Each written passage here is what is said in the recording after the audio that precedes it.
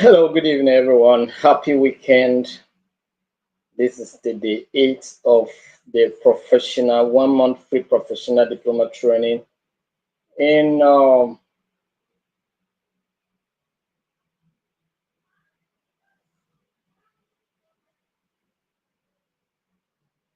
human rights and social justice. Right?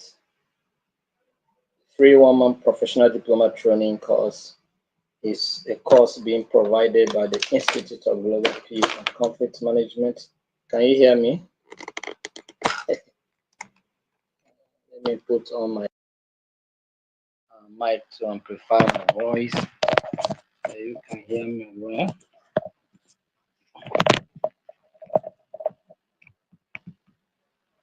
Hello, can you hear me now? Good evening, everyone. Happy weekend. We are in the day 8 of the 1 month free professional diploma training course in human rights and social justice. The free 1 month professional diploma training is a course being provided by the Institute of Global Peace and Conflict Management. We have been providing this kind of training for several months now, starting since July this year, and we are on it. We have done a training in several courses like um, emotional intelligence, peace education,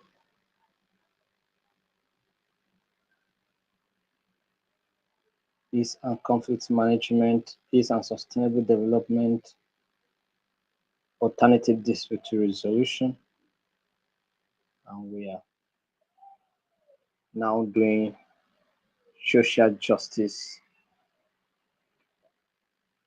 human rights. So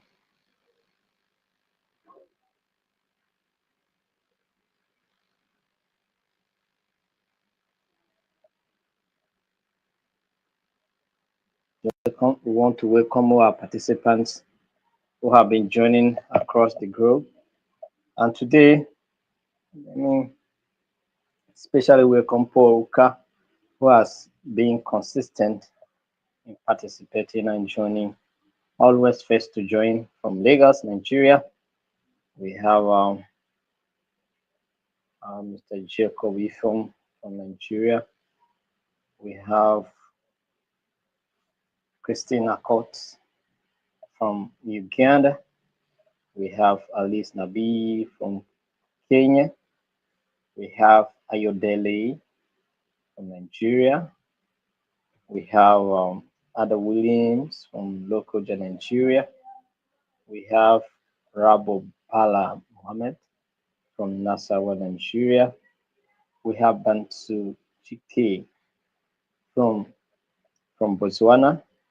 We have Matthew from Nigeria, and we have Adraman Hamza from Ethiopia.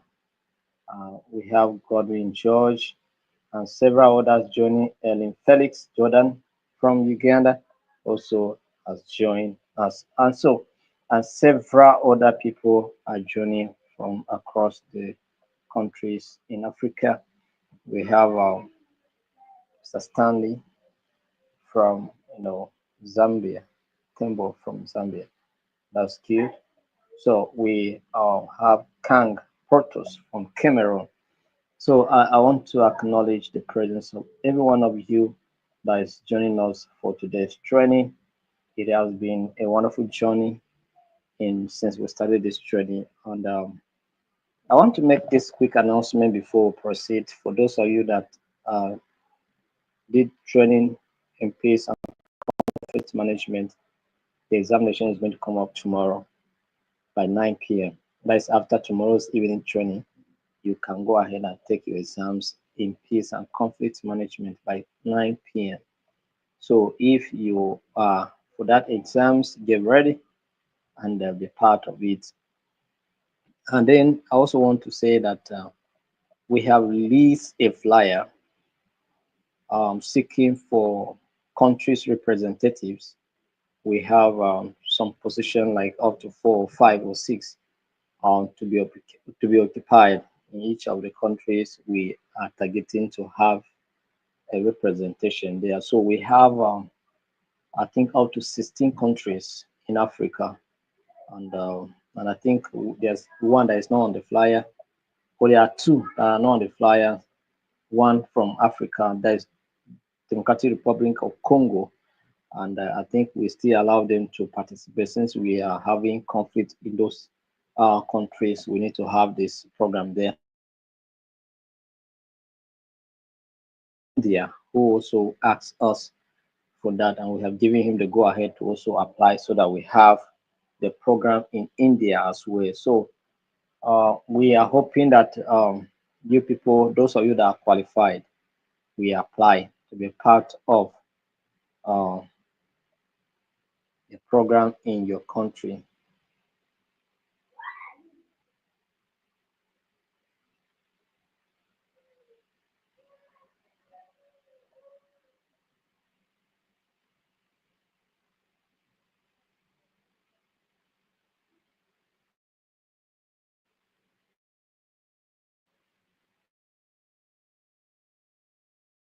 Program in your country.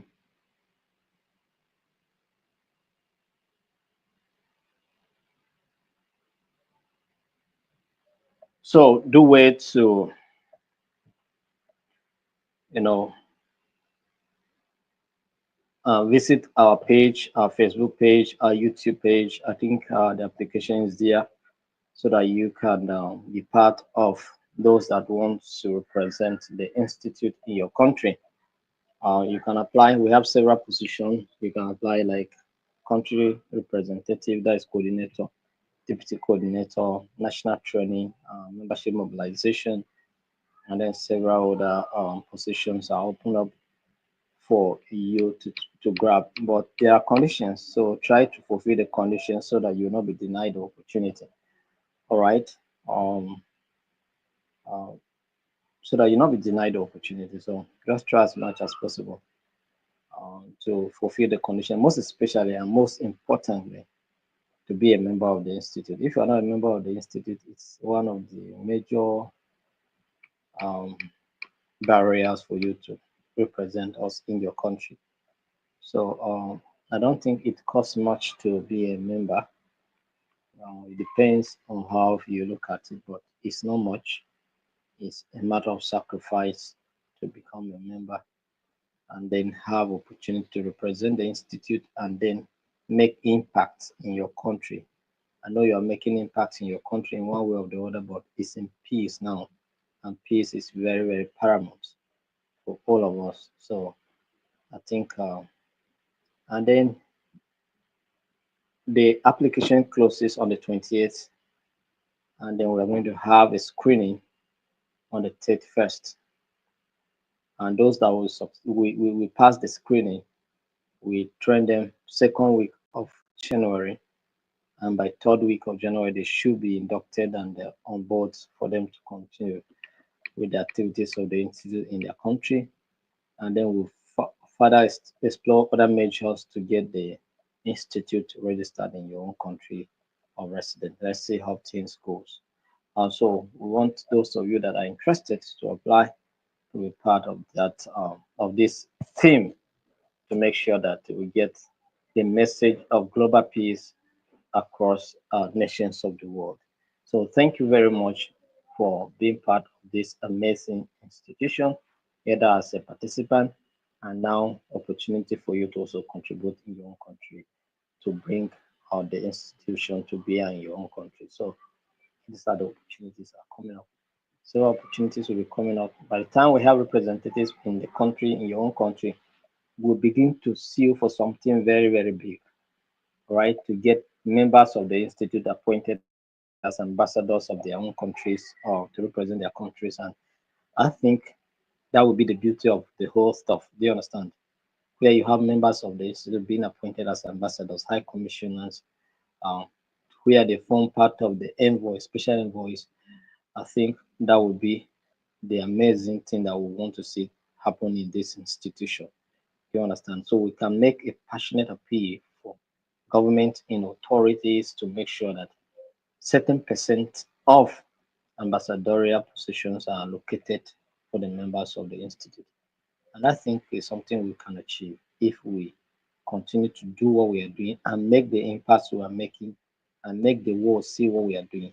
And I think when we make demand for this, I think we will not be denied such opportunity. But we must get our influence right and we must get our research right. All right. So thank you very much for being part of this amazing team. All right. So thank you. So today I want us to look at something quickly. Today we'll be looking at uh, the climate change or climate justice and environmental rights. Climate what? Climate climate change and what? Environmental rights.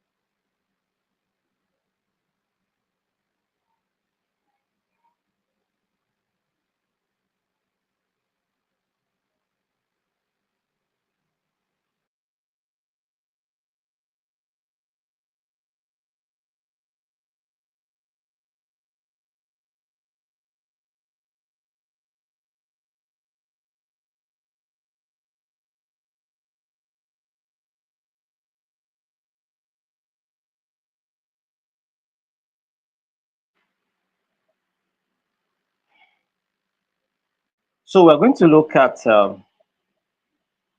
climate justice and environmental rights. Right? Um, the issue of climate change is a very serious issue that has made leaders of the world, of governments of different countries to sign a Paris Agreement seeking on how we can reduce the impact of climate change and, of course, take actions to see that greenhouse gases emissions are being reduced to make sure that life is worth living because we have seen devastating impact of climate change around the world. Talk about the sea rise and then also talk about the very harsh weather conditions, talk about weather events that occurs around the globe. When you talk about hurricanes, tsunamis, and cyclones that are destroying lives, talk about strong winds, storms that are coming, destroying houses, destroying farmlands, destroying trees, destroying even lives, human lives, and several other effects that we are experiencing as a result of climate change. So this has been an issue on, there has been an issue that is on the lips of every leader of the world, and they have been conversing to see how we get this thing addressed, incorporating government leaders, private institutional leaders, and get everybody on board to make sure that the impacts of climate change are being reduced. But we are talking about justice, climate justice, because we need justice, because there are institutions, there are governments that have benefited so much from developmental manufacturing activities that have aggravated the impact of climate change. And of course, we are agitating, or rather, in the Paris Agreement says that countries who have benefited so much from developmental initiative that contributed so massively a climate change impact should pay more. And we are waiting to see that happen. Do you understand? To make sure that our climate is safe for all of us to live in. and not just all of us, the biodiversity not to be destroyed as a result of climate change. Do you understand? So climate change impact is a very serious matter, and it has implications on the human rights. Do you understand? And it is important that we discuss it. All right. So human rights implications of climate change. All right. Human rights implications of what climate change. Human rights implications of climate change. Human rights implications of climate change. Human rights implications of what? Climate change. So this is one of the topics we're going to see today. So climate change is not just an environmental issue. Far be it affects more than the environment. All right. It poses significant threats to the realization of human rights. It affects your rights as well. It affects the rights of people who are experiencing the impacts of climate change. And how does the climate change impact human rights? Do you understand? Impacts your right, impacts my rights.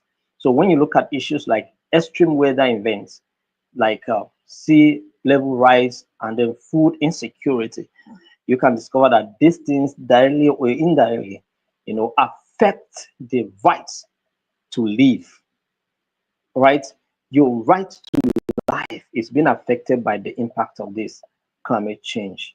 All right. Talk about health. Your health is also affected. Food supply is affected. A lot of people are living um below the poverty level. They cannot even afford food to eat. Do you understand? Some people hardly can see food to eat.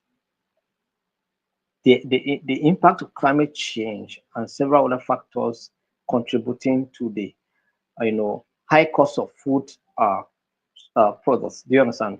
So all of these are affecting us, all right? So it affects water scarcity, causing climate, causing climate or environmental related conflicts. Do you understand? So it's affecting us, and of course, when people are being threatened as a result of no water to feed, to drink, or to give their animals, they move, and as they move, crashes here and there, and then it causes conflicts. You understand? Talk about housing. Climate impacts are destroying houses. There's one community in the US that I saw the last time, I think last year or so. The whole village was destroyed as a result of hurricanes. Do you understand? No life was lost because it was, forecast, and people were evacuated, but the house did not survive. All the houses were destroyed. There was no one single roof that was standing on any house. Do you understand? So this is what we're talking about here. So housing, is being threatened, and then self-determination, because as a result of environmental hazard or environmental impact, people are being rendered homeless. I get a point. People are on the streets. Some, as a result of that, they cannot afford the money to even rebuild. You understand? And so several factors. And if government intervene, many people will suffer the impact and they remain in that stranded situation. So these are the issues that we're talking about here. You understand? So you can see that climate change is not just affecting the environment alone, it affected, or it had effects on your rights directly. Do you understand? And indirectly it's affecting you. They threaten your life. Do you understand? When the impacts like sandstorm comes, they kill people. Do you understand? Hurricanes kill if you are not being evacuated and it caught you in a place where it is to fall or where it's to take place, you'll be killed. Do you understand? Because it comes with several issues. Do you understand? Strong winds, rainfalls, and several other things. Do you understand? Massive destruction. You saw what happened in Brazil, saw what happened in US, saw what happened in Dubai. Do you understand? So many other places facing climate changes. The other time was India. The other time was Pakistan. Do you understand? We have been seeing some of these things, even in our country, Nigeria. Here, in some African countries, we have seen the impacts of climate change, most especially on the issue of flooding and all of that. You see what happened in Borno or recent. Do you understand? So all of these things are impacts of climate change, and they affect the lives of people, they affect the lives of animals, and even other other in other uh, living organism within the ecosystem. Do you understand? So it affects every every every season. So this is what is happening. So when we're talking about climate change, we're not just talking about the impact that is being experienced on the environment, but what about your rights? It threatens the realization of the human rights. I get a point now. So let's look at human rights framework. We have discussed this before, but Universal Declaration of Human Rights, um, the UDHR, recognizes fundamental rights that climate change endangers. And what are those rights? Including the right to life, health, and an adequate standard of living. Okay, so supposed to live a good life, a quality life, all right? But sometimes the impact of this climate change deny us. Um, when I was in Jigawa some times ago, I think that was in 2020 or so, while we were battling with the impacts of COVID-19 at that time, we at the same time climate change impact also affecting the farmland, the whole of rice farmers in Jigawa, in KB State at that time. Water creep everywhere. you know, all the farm produce farmlands will sweep away by water and everything. I get a point now. So a lot of people who spend money to cultivate rice and even yam could not produce anything because water swept everything away. I get a point now. So these are things. So this reduce the quality of life that even the local people can, the rural people can live. I get a point now because they depend on their food produce, their subsistence what farm producers, and of course they eat from their farm produce. And of course, when these things like this happen, how do you expect them to survive? I get a point now. So it reduces the standard of living, of course. And because when people are being displaced as a result of the impacts of climate change, what happens? They run from their houses, and then either they stay in camps. Do you understand? And they become refugees or internally displaced persons in their own country as a result of the impacts of climate change. So this is what we're talking about here. All right. So standard of living of the people is also being affected. All right. So international conventions like International Covenant on Civil and Political Rights, some of those things are captured in the Declaration. International Covenant on Economic, Social, and Cultural Rights have been covered. Then the Paris Agreement that was signed in 2015 acknowledges the need to consider human rights in climate actions. Do you understand? So these are the things. So rights impacted by climate change. Let's look at some of the rights that are being impacted. I have mentioned some, but let's look at how this impact is being considered. So rights to life. So increase frequency of extreme weather events, right? Like hurricanes, floods, drought leads to loss of lives. Do you understand? It also leads to mass destruction of biodiversity, and of course, rising temperature and heat waves contribute to health risk and mortality because some people die as a result of heat waves. Do you understand? Heat waves. Some people cannot survive heat. When you go to, let me give one example. If you go to northern Nigeria, for instance, now, when you go to northern Nigeria during the heat period, just if we're living in the north, if okay, for those of you online here for today in this class now, I'm giving you an assignment. Just take it as, consider it as an opportunity for you to observe during the heat period and maybe the period we are in now. The period we are in now is a time period, the weather somehow is harsh, but it's cold. Again, so monitor from now, and then from February next year, March, April, and May. Just take the statistics of people. Just take a statistics of people that die within this period. Do you understand? So you could discover that people die in heat period more than in this period we are in now and the raining period. Do you understand? Because heat waves. Do you understand? And you know, in northern part of Nigeria, many places we don't have um, trees like to shade people from the heat. Do you understand? So, and then we don't have constant electricity where people can be using other artificial ventilated distance. So it's issue. I get the point now. So these are the issue, but it's also key seriously. So you can take the statistics, you discover that in the north they don't keep dead bodies, but just take a statistic. If you can go and ask the people who keep the graveyards, they will tell you the different this thing I'm talking about. They will confirm what I'm talking about to you. Do you understand? Yeah, they'll confirm it to you. So right to health.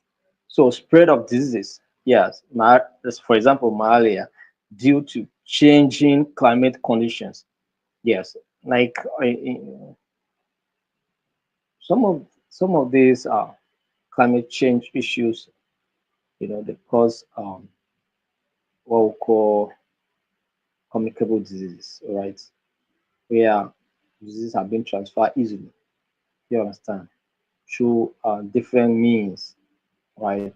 It can be communicated through what the mosquito bites, and then also air pollutions and waterborne illnesses and worsen health outcomes, in those periods. So the right to health is also being threatened as a result of the impact of climate change. I get a point now, so it is there. Then we'll talk about rights to water and sanitation.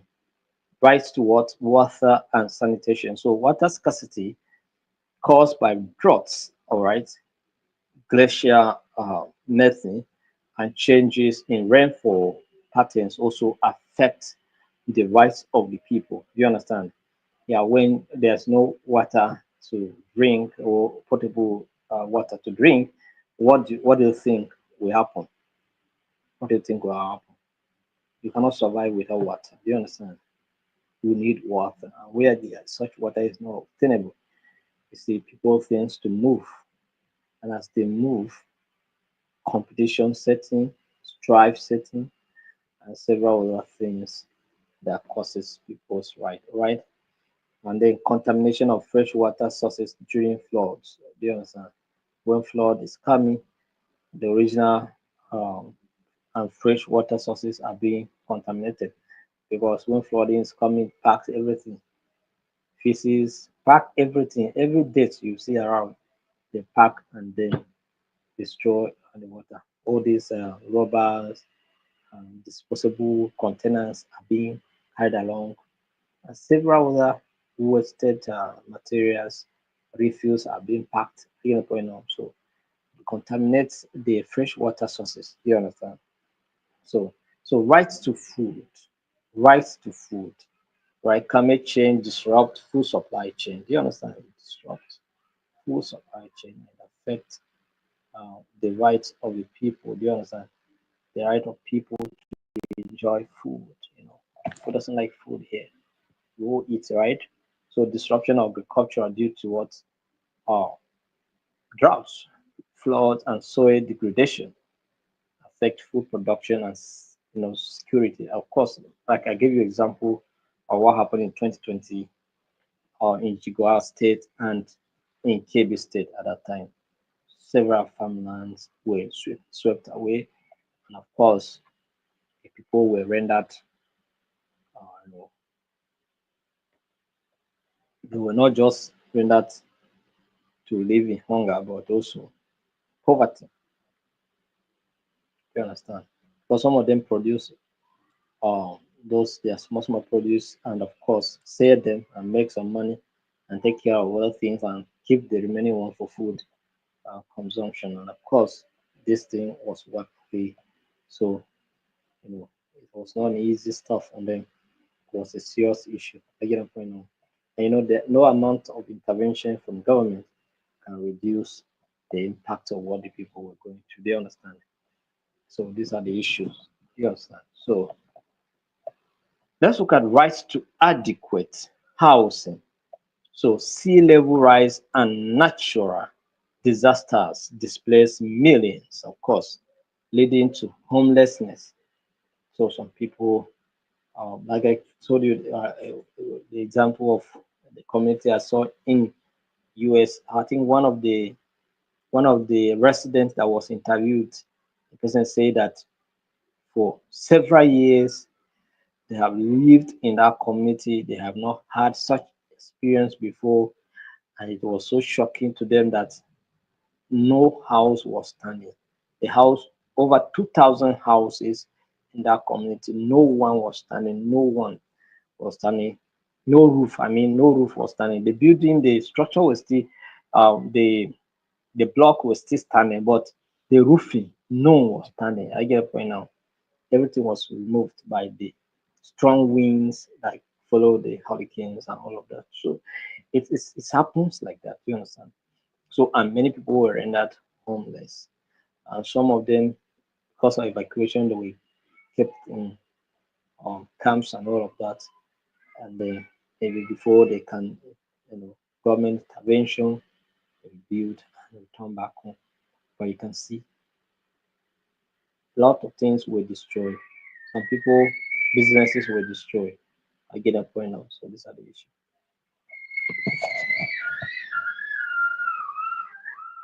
So climate-induced migration creates new vulnerabilities for refugees and displaced populations. I get the point now. So because some of these things cause people to migrate. Because some people, when the impact of that climate change happen and they survive it, they wouldn't want to be in that place again. Do you understand? Some move, and as they move, some of these things cause crisis. Right? So rights to self-determination, indigenous peoples and island nations face threats to their cultural heritage and sovereignty. Small island developing states risk losing entire territories to rising sea. I get a point now. So when they see, Iceland normally are there inside the rivers. Do you understand? Water bodies around them. What we're saying here is that when the sea rise level is high, or the level of rise is very high, it affects I get a point. It affects the all those Iceland. I get a point now. Those Iceland, they can destroy them, and then of course the people there may be also swept away. I get a point now. So it's affecting.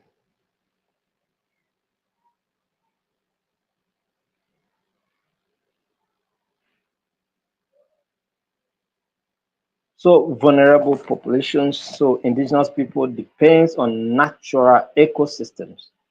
There's lots of traditional lands and cultural practices. So it makes them so vulnerable. When they say women and children increase vulnerability due to existing inequalities. Women often bear disproportionate burdens in agricultural and caregiving roles when the issue of climate change strikes. You understand? Elderly and disabled so struggle to adapt to sudden environmental changes or evacuation during disasters. Do you understand? So even when evacuation do happen quickly. So and of course the elderly people do struggle to meet up. I get a point now. Except if the evacuation is being done earlier before the event begins. So if the event um, comes shortly later after people have been evacuated, that's how they can be able to. But when it starts before evacuation can take place, then I'm telling you that they will not survive it. Many elderly people do die as a result of this event. So low income communities, limited resources for resilience and adaptation. When it happens, communities that are not earning much suffers a lot. Again, a point on. So when disasters strike, it's possible that people who are well to do can survive it. They can bounce back easily. But those that are not well to do, they face the impact of it. I get the point on. They are being rendered into poverty. That is when they was trying to survive, but now with this negative impact, it renders them into deep poverty. I get a point now. So it affects them totally as a people. So, and coming back, bouncing back is not easy. I get a point now. It's not easy. It's not easy. Legal and ethical responsibilities. All right, states obligations. So one of the responsibilities of the states when it comes to the issue of climate change and the impact of it as regards to human rights is mitigation. We have to reduce greenhouse gases emissions to prevent further harm.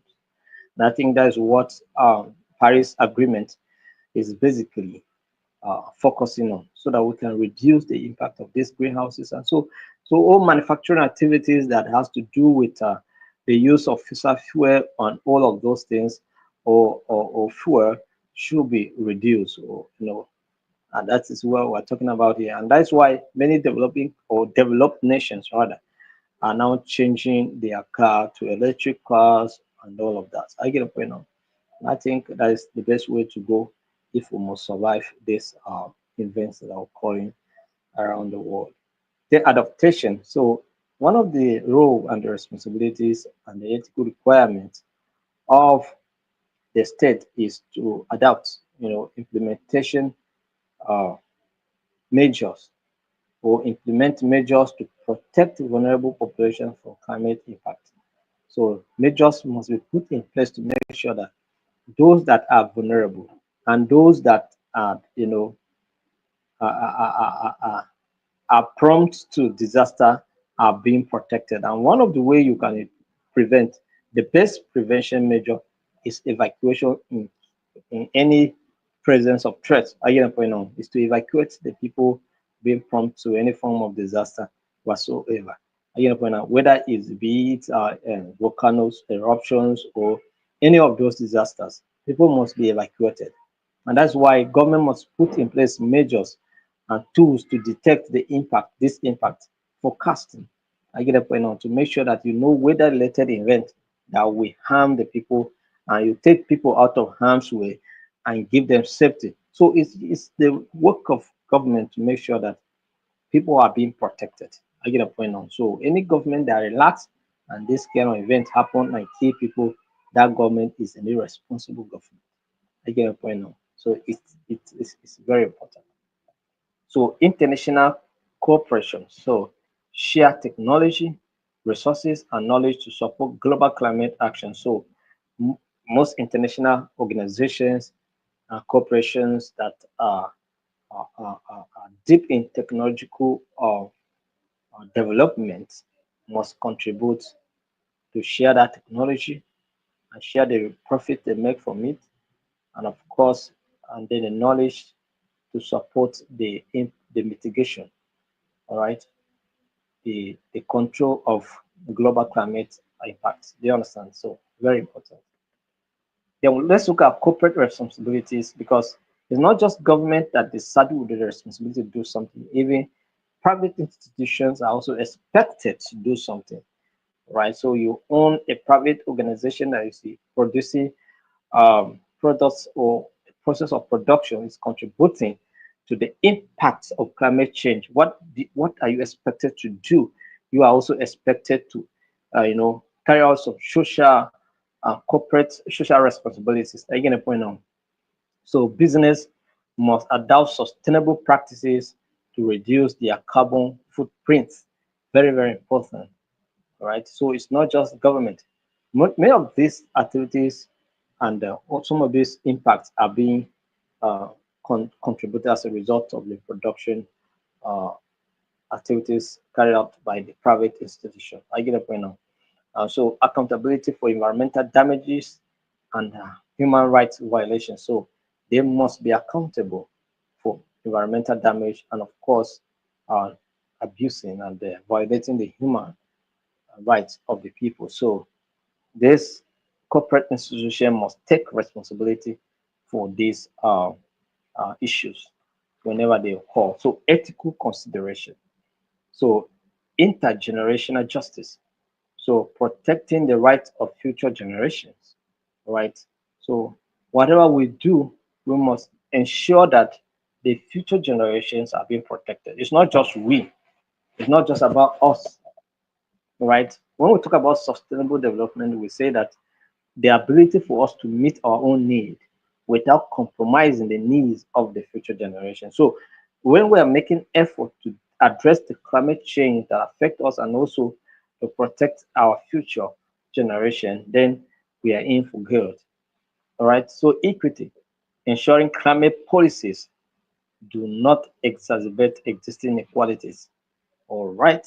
So let the impact of climate change not just entrench the inequality that is in existence, but also to reduce and promote equality as much as possible and equity where necessary. You understand? So climate action as a human right imperative. Climate litigation. Victims of climate change increasingly turn to courts to hold governments and corporations accountable because they have responsibility, right? Why that of corporation is social responsibility, government is a responsibility that form its even existence in the first place. Because any government that cannot protect the rights of its people, that government should not be in existence. That government that will not cater for the welfare of its citizenry, that government should not be in existence. You understand? So pe- people can take them to court whenever they feel that they fail in their own responsibility. Do you understand? Do you understand? So it's very, very important. So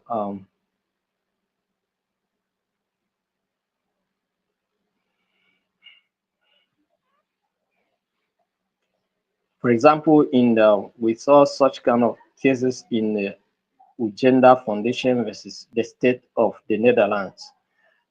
Took the Netherlands government into to the court to demand for compensation for the suffering the government made them to went through or to go through. Do you understand? So, role of advocacy.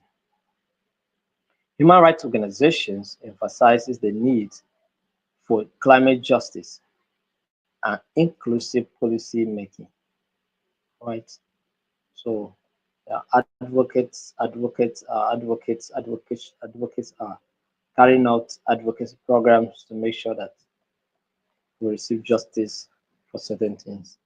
Right. So global framework sustainable development goals, which is the goals adopted by the United Nations to see that the we improve our standard of living, of course, and then carry everyone along. Do you understand?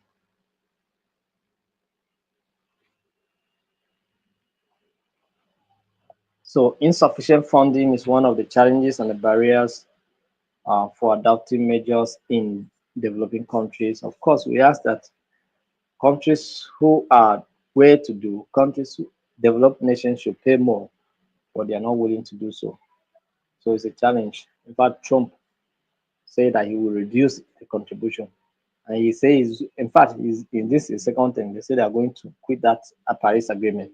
They're not going to be part of it. So you can see what is happening. So lack of political will to integrate human rights into climate policies is also another challenge. And then we have conflict, conflict,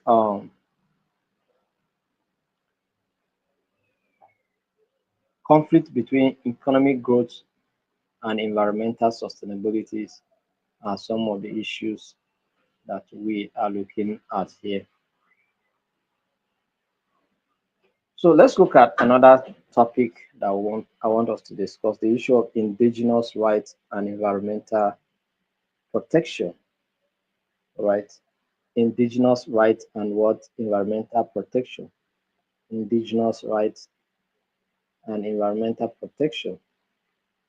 Indigenous rights and environmental protection.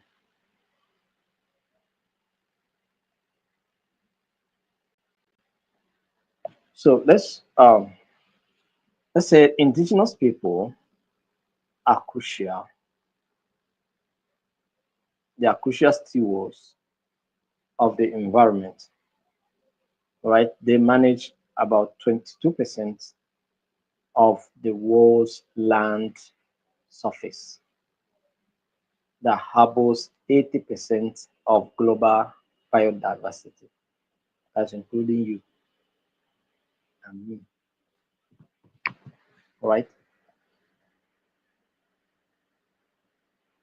I and you are being managed by indigenous people. However, the first threats from land encroachment, resource extraction, and environmental degradation, making the intersection of indigenous rights and environmental protection critical. Let me give you one critical example. In Abuja, for instance, where we are now, where I am talking to you now, we have the indigenous people who are the Bagis. But do you know what's happened? Some of the Bagi people are homeless in this Abuja. Some indigenous people are being displaced. They don't have a house, they don't have a land in this their own land here. This Abuja. Do you understand?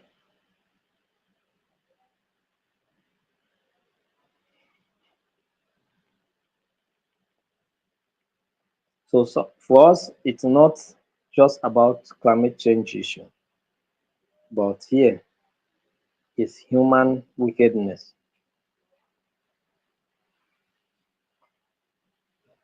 in the name of development, in the name of federal capital territory. So which kind of federal capital territory plan, development plan that does not include the indigenous people? Why is that your plan does not capture the interests of the indigenous people? And if you must remove them where they are, why can't you make a provision for them in another place?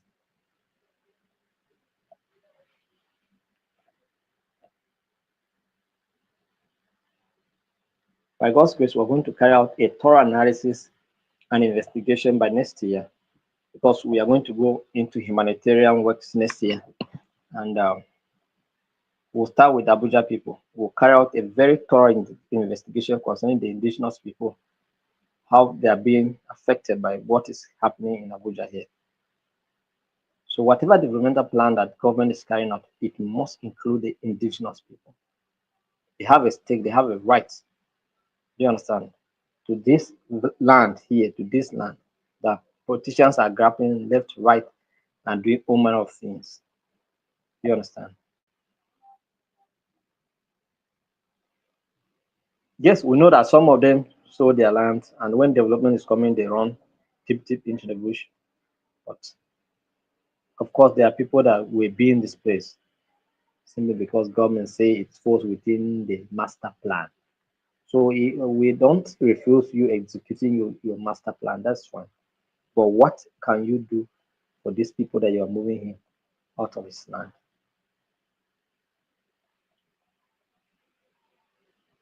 Some of them were kicked without any form of support. So indigenous rights. So indigenous people have distinct cultural, spiritual, and economic ties to their ancestral lands. I am not shocked, and I see the reason why the Palestinian people are saying that we have something that is attached to Jerusalem, and we cannot just give it like that.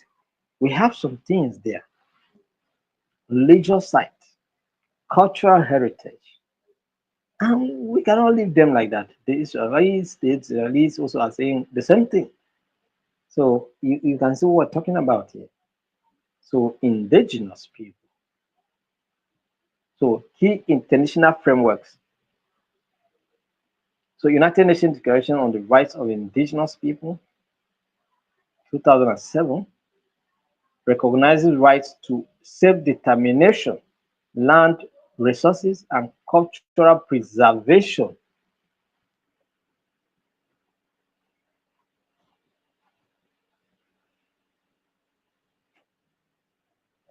So Israelis are laying claim on on Jerusalem. Palestinians are also laying claim on Jerusalem. And all of them have historical interconnectivity.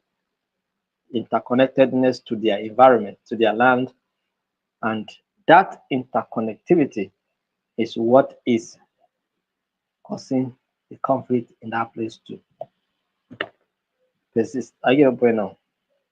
Article 29, rights to conservation and protection of the environment is there. So the International Labour Organization Convention number 169, 1986, or rather 1989, protects land and resources rights of indigenous people, right?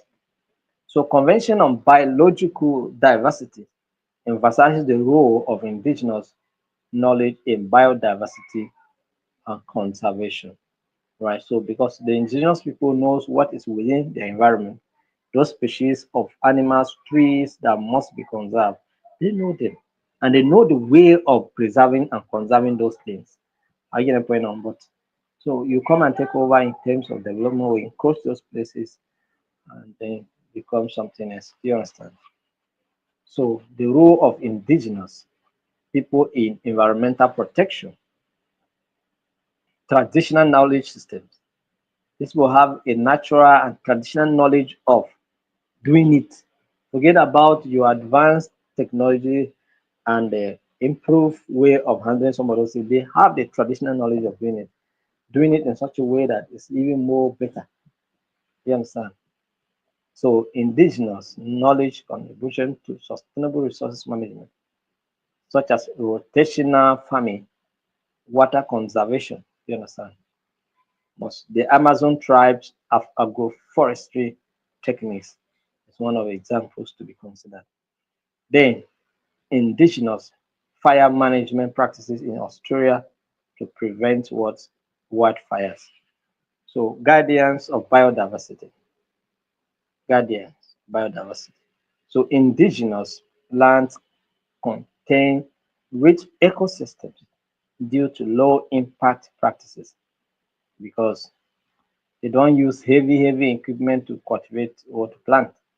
You understand? They use simple farm implements to cultivate and harvest. So as a result, it has it affects in little way the ecosystem in the area. So protected areas overlap with territories managed by indigenous communities.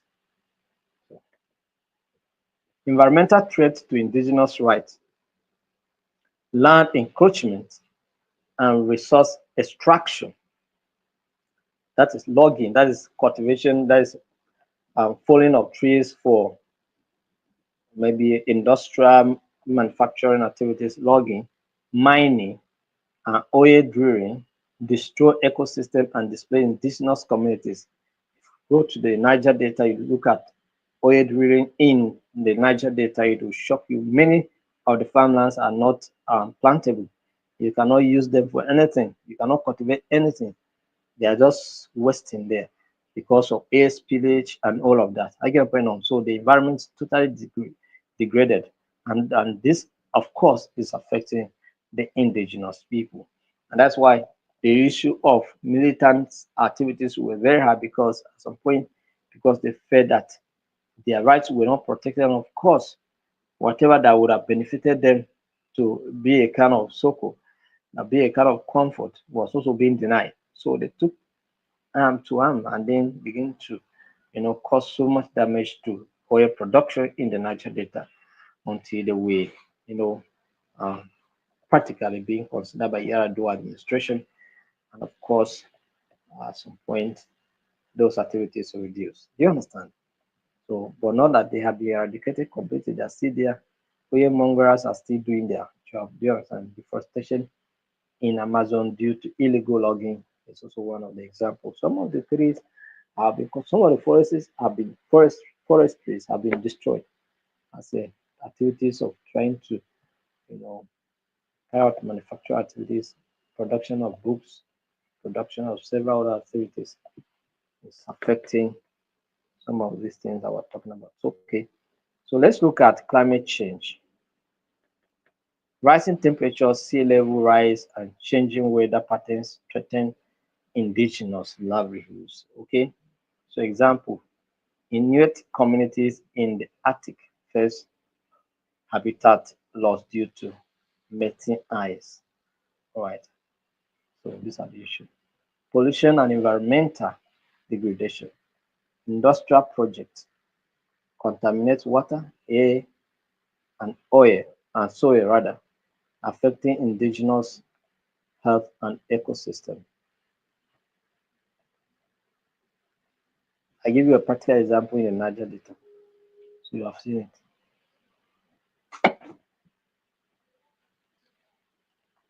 For instance, now if we're in Port Harcourt, for instance, now if we're in Port Harcourt, at some point in time, you will see some black particle. If you wash your clothes and dry outside, you see black particles dropping on those clothes. Do you understand? It's as a result of oil extraction. Do you understand? And it affects the health of the people living in those states. Do you understand? Oil spill in Nigeria affecting Ogoni land. This is what I'm talking about.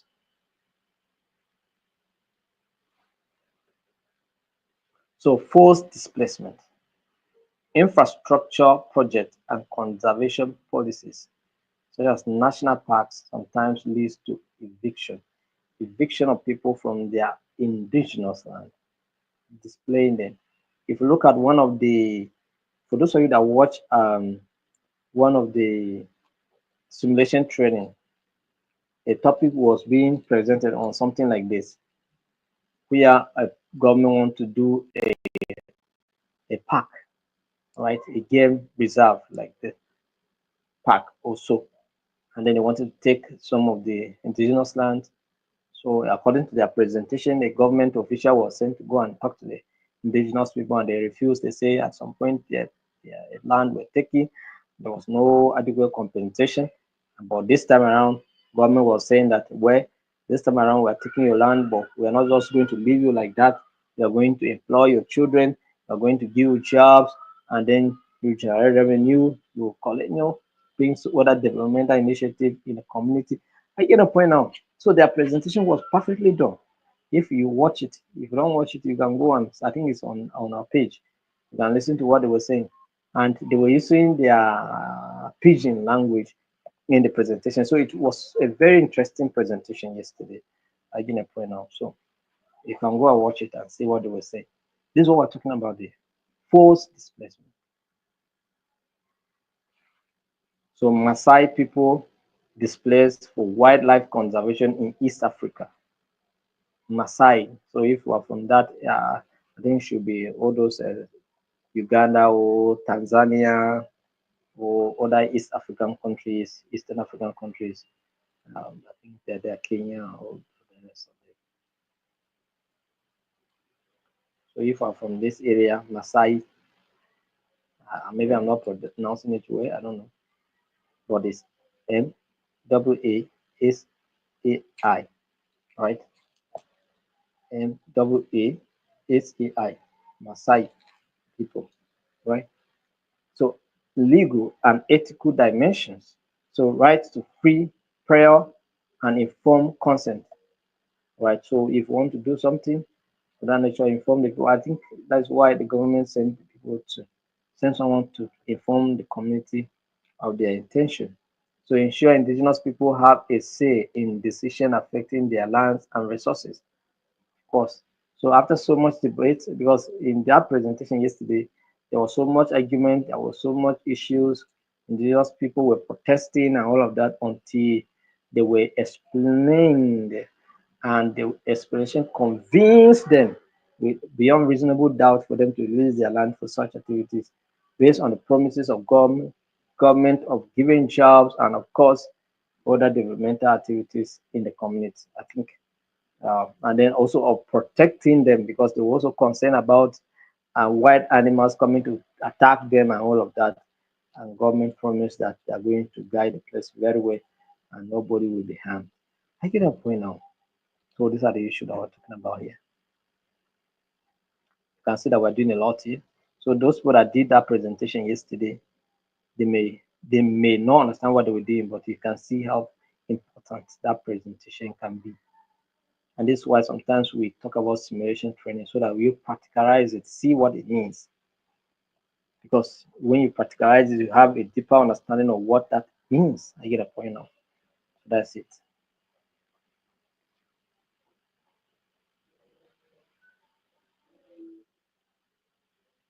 So lastly, we're going to look at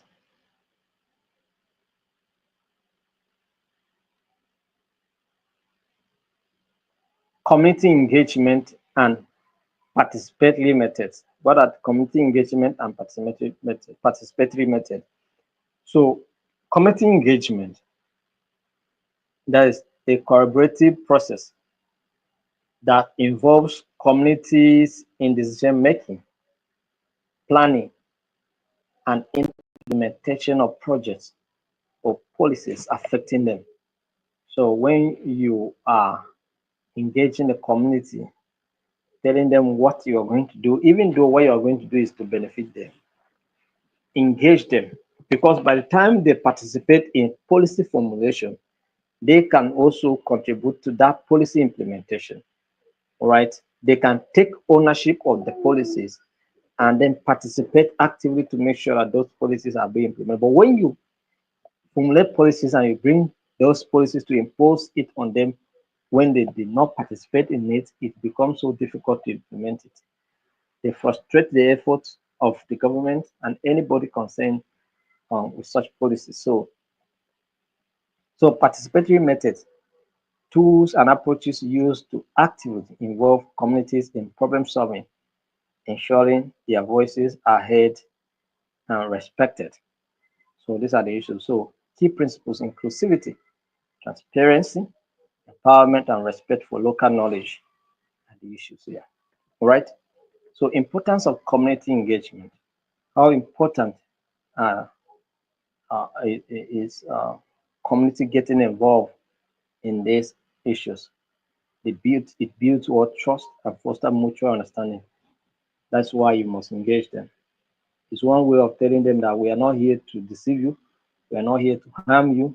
We are here to build your community and make it standardized, and of course generate revenue, and then create recreational sites, and then tourist sites, and generate revenue, and help to develop your community and our state or our country.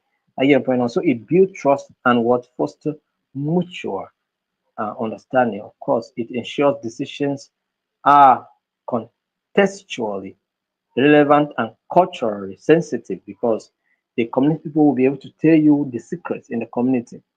They will tell you sites or places that should not be entered, again, should not be touched because of certain cultural and spiritual issues that are involved.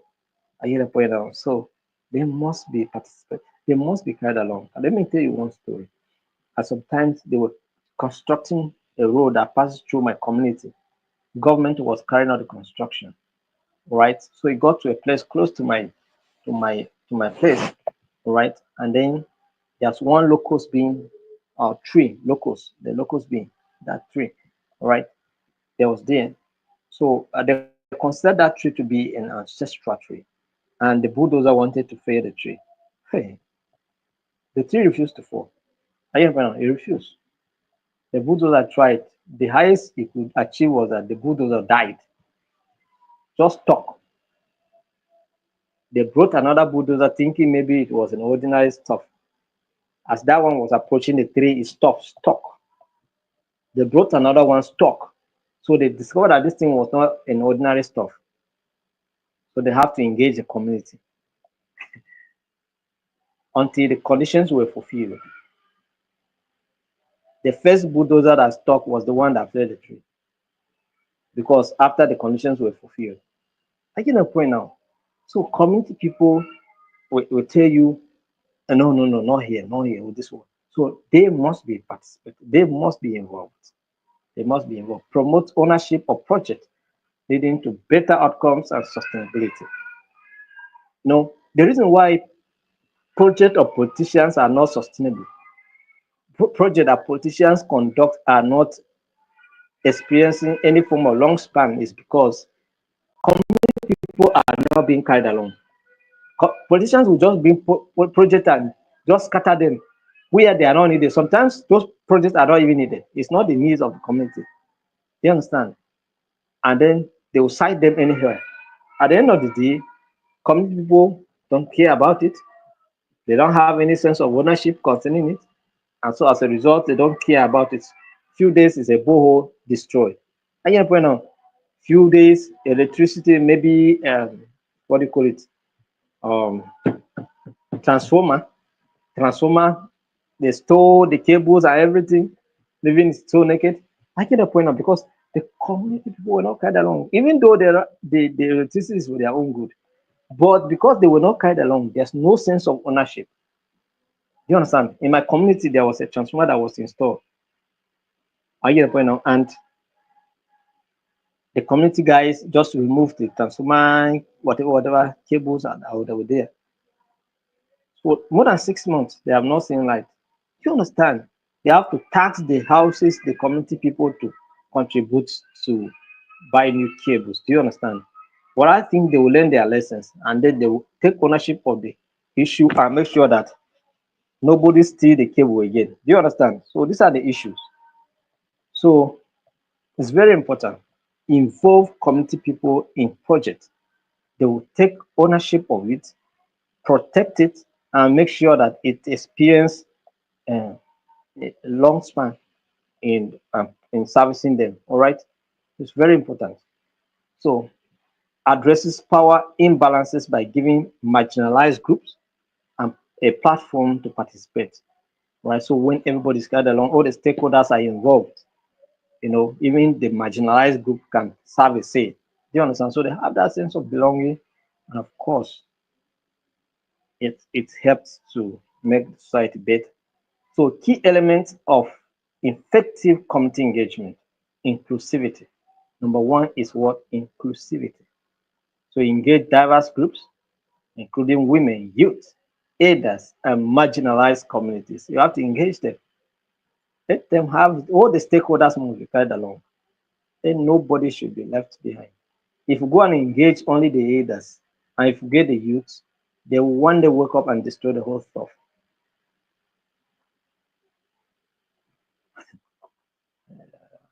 So two-way communication. So foster dialogue rather than one-way dissemination of information. So communicate to them, they communicate to you,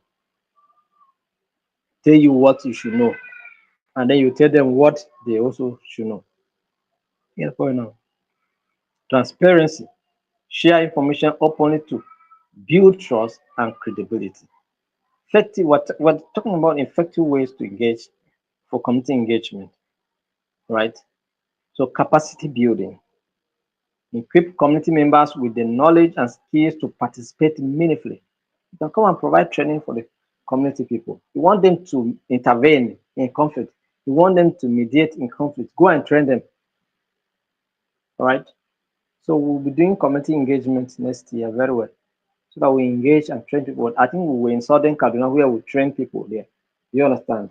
This year rather. We were in Southern Kaduna where we train people. Community engagement, very important. You want people to promote peace. Train them even in their languages. Let them understand. If they cannot understand English, train them in the language they understand so that they can promote it. You understand? So accountability. Or if you do not know their language, you can speak English. You can find somebody who can interpret and they can understand and go with it. So it ensures stakeholders are answerable to the community for their decisions and actions. So all the stakeholders must be accountable. You understand? They must be accountable for their action and inactions. Very, very important. So let's look at some of the participatory methods. Participatory rural addressers, right? A set of tools used to involve local people in analyzing their situations and planning solutions. Example of PRA tools include Transect Works, so observing and mapping community resources and challenges. Social mapping, visualizing the community layout, resources, and demographics. Seasonal calendars, understanding variations in livelihoods, resources, and challenges over time. So, focus group discussion, small group discussions on specific issues, encouraging diverse perspectives. Community mapping, community members create maps of resources, hazard, or infrastructure, enabling participatory planning. I get a point on. They'll tell you here is no go here. Those places, there are dangerous animals there. Or those places, they are this thing and that and that. I get a point on. You cannot go there. Community mapping, participatory actions research, collaborative research where community members are co-researchers helping to identify problems and solutions. Storytelling and testimonies are also part of the team that elicits personal experiences to understand community challenges and values, role playing and simulation, engaging participants in hypothetical scenarios to explore decision making processes. So these are the issues that we're talking about here. Application of community engagement and participatory methods. So urban planning involving residents in designing public spaces for infrastructural projects, natural resource management, health initiatives, disaster risk reduction, right? Participatory hazard mapping and planning for disaster preparedness, education, and all of that. What are some of the challenges that you may see in community engagement? Power dynamics, dominance by elites or exclusion of marginalized voices. It's possible. It's come some elites will just hijack it and then keep it to themselves, and then other voices may not be heard. Time and resources constraints. Of course, we don't have all eternity to do anything. So sometimes time may be a challenge. And of course, sometimes resources may not be enough to carry out such. Cultural barriers, language, norms, and all other resistance measures can also hinder participation. Tokenism, tokenism, superficial participation where community input is ignored or undervalued. And then sustainability, maintaining long-term engagement and interest can be challenging. So what are the strategies for effective community engagement? Early involvement, tailored approaches, capacity building, feedback mechanism, monitor and evaluate. So all of these can help to ensure effective community engagement. Ethical consideration, ensure voluntary participation and informed consent. Don't force anybody into it. Don't pay anybody into it. Avoid exploiting community knowledge or resources. Don't exploit them. Just be, because some of you go there because you see opportunity, begin to exploit people, begin to do all manner.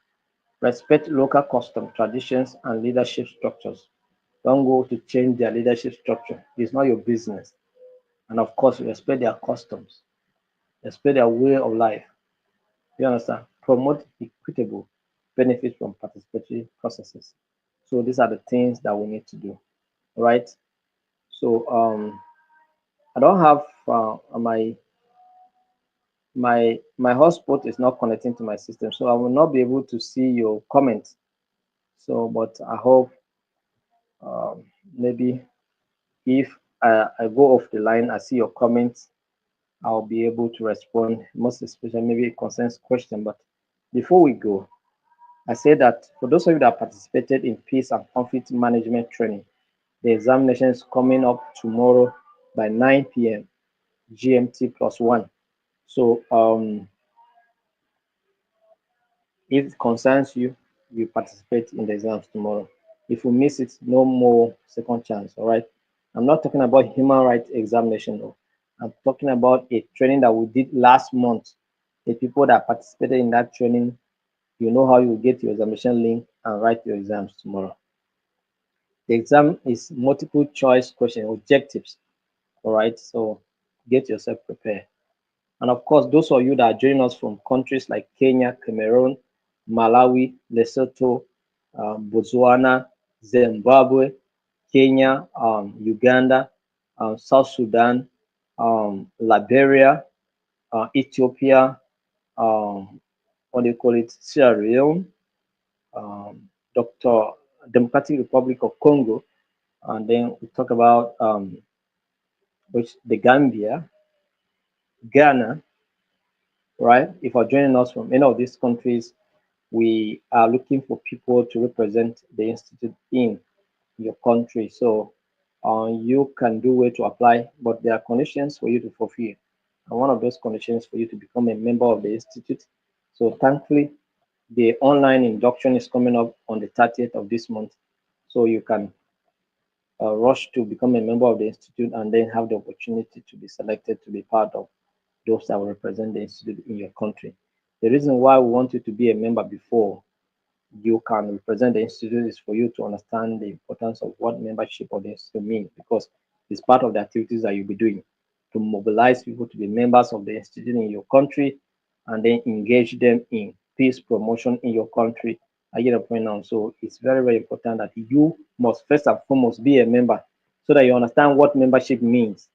If you are not a member, how will you go and converse with somebody to be a member of the institute when you yourself you are not a member? So that's the reason why we are insisting that you must be a member of the institute before you can apply to coordinate or to participate in any of the our activities in your own country.